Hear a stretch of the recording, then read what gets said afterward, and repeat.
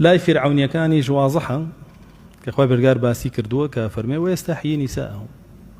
فرعون ژنەکانی چی لێکرد بەکاریهێنان بۆچی ئەو کارانی کە شەرمی لێکرێ، ئیتر دایان پیسیە، خزمەتکردنە، زەلیلکردنە، سەرشۆڕکردنە، ژنانی لە ناو میسرا بۆ شێوە بەکارهێنا. ئەوە هیچ قەومەکەشی هەمووی تووشی چی کردبوو؟ استخفاف. فاستخف قومه فأطاعوه. قەومەکەی هەمووی بێعەقڵ کردبوو، سەفیهی کردبوون، عقلی لێ داماڵی بوون، غیرەت و شەهامەتی تیانە هێشت بوون، ئیتر هەمووشیان بە قسەیانە کرد. لە لای عەرەبی جاهیلیەتیش بە هەمان شێوە قورئان باسی کردووە کە ئافرەت چۆن بووە کە خوای پەروەردگار فەرمێ وإذا بشر أحدهم بالأنثى ظل وجهه مسودا وهو كظيم يتوارى من القوم من سوء ما بشر به أيمسكه على هون أم يدثه في التراب ألا ساء ما يحكمون.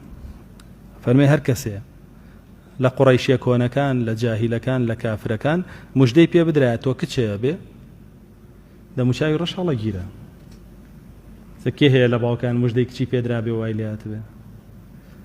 ئەوە فیه شەبەه لئەبی جەهل، ئەوە لێکچوونێکیە لەگەڵ ئەبوو جەهل. زۆر خەتەرە، دڵگران نەبی بەوەی کاڵەن کچتە بێ. یەکسەر تۆ ئەگەڕێیتەوە بۆ جاهیلیەت وەکوان، چونکە ئەوان ئەڵێ کە مژدەی کچیان پێدرا دڵگرانە بوون و دەموچیان ڕەشدا ئەگرسا زۆر بێتاقەتە بوون پێی.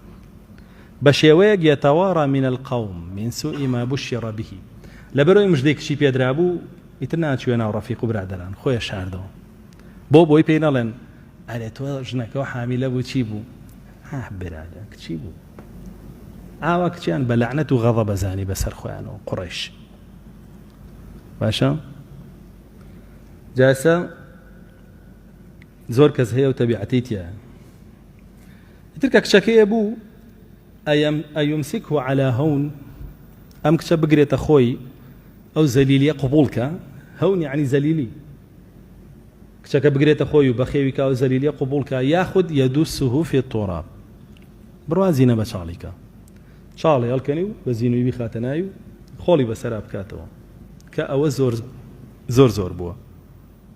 کابرایە بۆ لای پێغەمبەری خوا صلی الله علیه و سلم فەرمێ لە جاهیلیەتە چەند کچم زیندە بە چاڵ کردووە؟ لە 12 کچ، 12 کچی خۆی. هەر ئاەتی وإذا الموءودة سئلت بأي ذنب قتلت بۆچی دابەزین؟ یعنی ئەم کچانە کچۆڵانە کە ئەوە هەمووی زینە بە چاڵ کراوە کوژراوە لە قیامەتە زینوە کرێتەوە، ئەڵێ بۆ منیان وا کوشت ئەی خوای پەروەردگار.